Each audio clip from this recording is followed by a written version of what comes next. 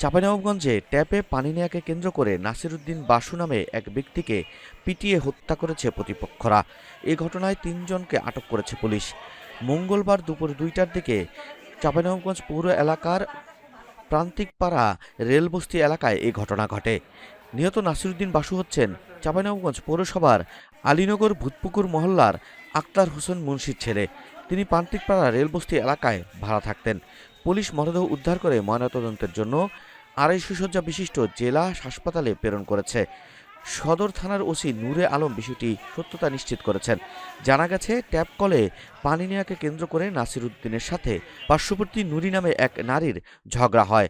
কথা কাটাকাটির এক পর্যায়ে নুরি মোবাইল ফোনে কয়েকজনকে ডাকলে তারা এসে নাসিরউদ্দিনকে লাঠিসোঁটা দিয়ে পিটিয়ে গুরুতর আহত করে।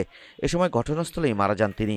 পরে পুলিশ খবর পেয়ে ঘটনাস্থল থেকে মরদেহ উদ্ধার করে মর্গে প্রেরণ করে।